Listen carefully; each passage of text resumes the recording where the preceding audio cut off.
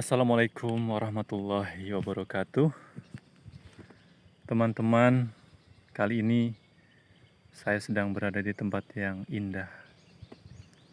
Di sini terlihat begitu banyak pohon pinus.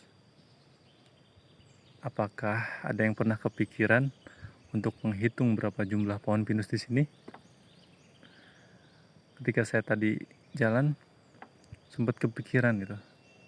Bagaimana cara menghitungnya? Mungkin bagian orang perhutani udah bisa menghitungnya ya, atau memang mereka punya datanya. Tapi yang jelas, kalau saya secara pribadi sekarang ya sendirian gitu menghitung satu-satu kayaknya nggak mampu. Menghitung pohon yang kelihatan kayak gini aja nggak mampu, apalagi menghitung nikmat Allah yang sudah Allah berikan. Jadi nikmat berupa kesehatan itu adalah sebuah nikmat yang luar biasa. Kadang kesehatan ini luput dari ingatan kita karena kita mengalaminya setiap hari sebagai rutinitas. Kesehatan itu baru akan terasa begitu nikmat kalau kita sedang sakit. Dan ternyata kemarin anak dari teman saya baru dipanggil oleh Allah Subhanahu wa taala. Masih kecil, masih bayi, memiliki kelainan jantung. Saat mendengar berita itu saya teringat anak saya. Dari awal proses persalinannya, proses kehamilannya, sampai sekarang umur 2,5 tahun anak saya, alhamdulillah selalu diberikan kesehatan, kelancaran. Tumbuh dengan ceria, banyak teman, kecerdasannya semakin terasa. Ternyata hal-hal seperti itu yang menjadi nikmat terbesar bagi hidup saya. Bahkan sekarang saya sudah akan dikaruniai anak yang kedua. Bulan depan HPL, kelahiran anak yang kedua insya Allah. Maka di saat saya mendapatkan begitu banyak nikmat, di saat yang sama pula banyak orang-orang yang sedang ditimpa musibah. Entah musibah dari anaknya, musibah dari orang tuanya, dari istrinya, atau dari yang lain-lainnya. Nah, itu semua sebuah ujian yang saya tidak rasakan, alhamdulillah. Namun, mungkin saya memiliki ujian yang lain.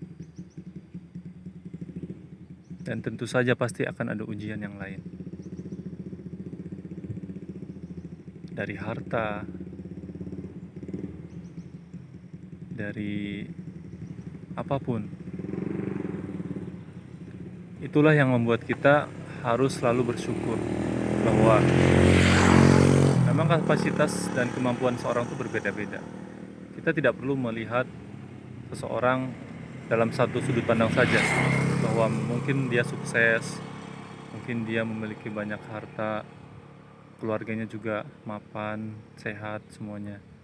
Tapi kita tidak pernah tahu keadaan yang sebenarnya. Karena ada orang bilang sawang sinawang, ya betul. Orang yang rumahnya kelihatan besar belum tentu dia bisa tidur bahagia, tidur nyenyak. Mungkin dia masih menginginkan dunia yang lebih besar lagi, sehingga dia tidak tenang hatinya dan resah.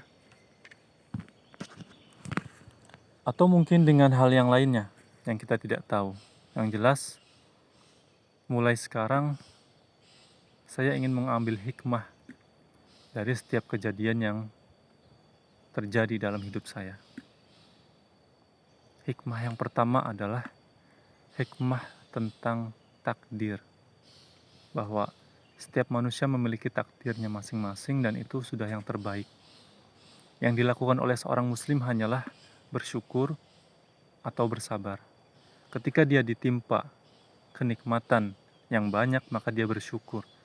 Ketika dia ditimpa sebuah musibah, maka dia bersabar. Makanya hal-hal atau seorang muslim itu beruntung. Karena dua-duanya baik. Ketika dia ditimpa musibah, dia bersabar. Ketika ditimpa kenikmatan, dia bersyukur. Maka tidak ada yang buruk sama sekali kalau kita menjadi orang yang beriman. Yang kedua, hikmah tentang pekerjaan, tentang istri, tentang mungkin kesehatan yang perlu kita pahami, bahwa ternyata untuk menjadi seorang yang bermanfaat di masyarakat, sukses, itu tidak mesti harus selalu di kampung atau tidak harus selalu mesti di kota. Dimanapun kita berada, kita tetap bisa berkontribusi. Buktinya, dengan berjalannya waktu, kita bisa melihat bahwa ternyata ada orang-orang yang membutuhkan ilmu kita di sekitar kita.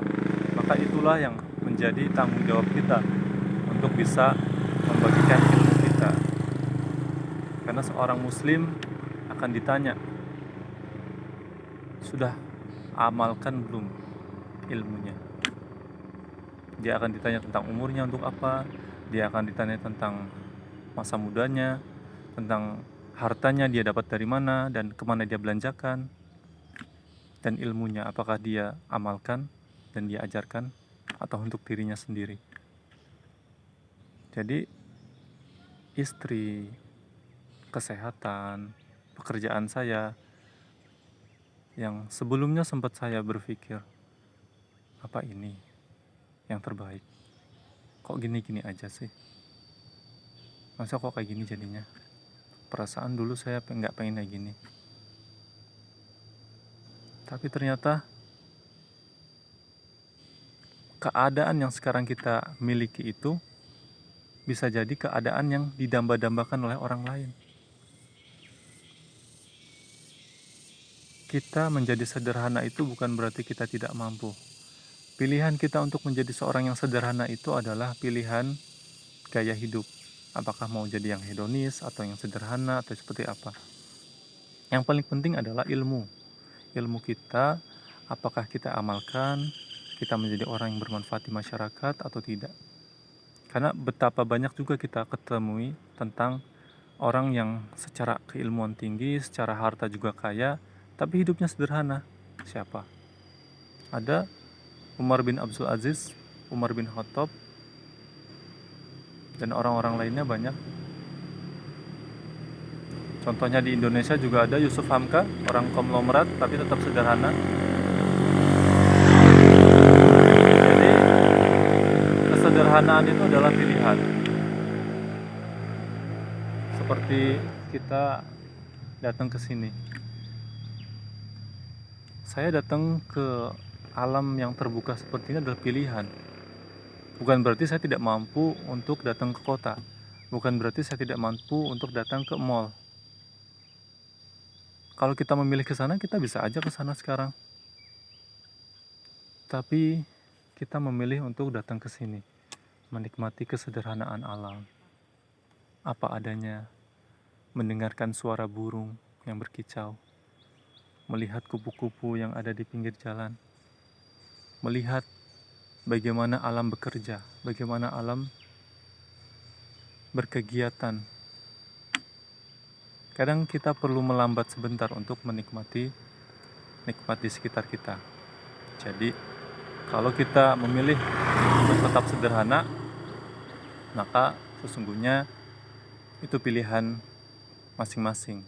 Tidak perlu kita menjudge seseorang, kita tidak perlu berpikiran buruk. Kita hanya perlu berprasangka baik terhadap apapun, baik diri kita maupun diri orang lain. Maka hikmah itulah yang ingin saya petik dalam pelajaran hidup kali ini. Terus hikmah yang ketiga adalah tentang ayat-ayat Allah. Bukankah di dalam Al-Quran kita diperintahkan untuk memperhatikan keadaan sekitar kita? Bahwa semua yang ada di sekitar kita ini adalah ciptaan Allah. maka betapa kecilnya kita dibandingkan ciptaan Allah yang lain ini. Maka sebagai manusia itu kita tidak perlu sombong, karena kesombongan itu apa?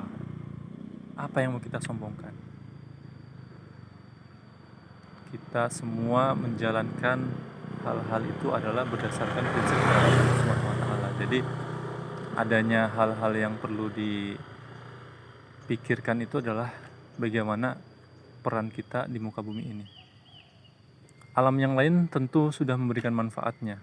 Misal pepohonan ini, ketika kita berada di sekitarnya, kita merasa sejuk karena dia mengeluarkan oksigen yang bisa kita hirup. Alam saja memberikan manfaatnya untuk kita. Masa kita tidak bisa memberikan manfaat untuk alam atau orang-orang di sekitar kita? Bagaimana supaya kita bisa bermanfaat buat alam sekitar kita? Tentu dengan menjaganya, merawatnya, tidak membuang sampah sembarangan,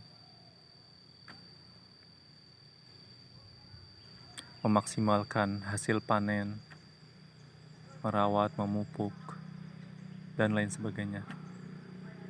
Semuanya kalau kita rawat akan berakibat baik bagi lingkungan dan diri kita sendiri. Secara mental, secara batin juga itu akan membuat hati kita menjadi bahagia. Karena kita mampu mengelola hati dan pikiran kita dalam satu garis lurus. Artinya, ketika kita ingin melestarikan lingkungan kita, menjaga lingkungan kita, badan kita juga melakukannya dengan sepenuh hati. Tidak ada penolakan sama sekali. Berbeda ketika misal dalam pekerjaan, ada kepentingan yang sebenarnya kita tidak suka, tapi mau nggak mau badan kita melakukan, sedangkan hati dan pikiran kita menolak.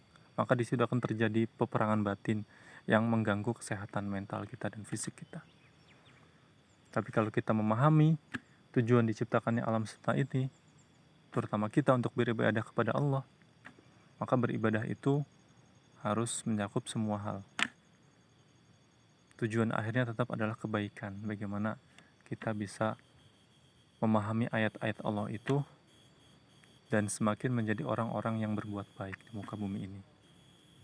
Mungkin itu ya yang ingin saya bagikan tentang hikmah yang bisa diambil di setiap kejadian. Karena penting kita sebagai manusia, terutama orang yang beriman, untuk mengambil hikmah di setiap kejadian, di setiap perjalanan. Karena itulah yang akan membuat kita menjadi semakin dewasa di dalam melihat kehidupan ini.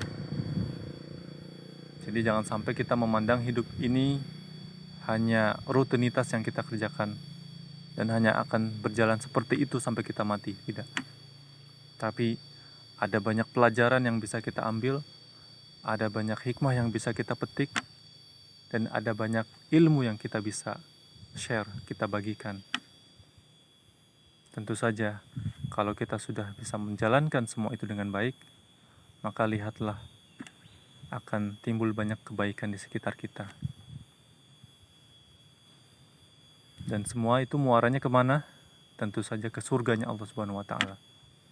Kalau kita ingin berkumpul di surga, maka kita harus banyak melakukan kebaikan, banyak bertadabur, banyak melihat alam, untuk memikirkan bahwa Allah itu sudah memberikan semuanya untuk kita, tinggal kita pilih pilihan yang terbaik sesuai perintah Allah dan Rasulnya. Sekian, terima kasih. Apabila ada kurangnya dan salahnya, silakan teman-teman semuanya bisa tulis di kolom komentar.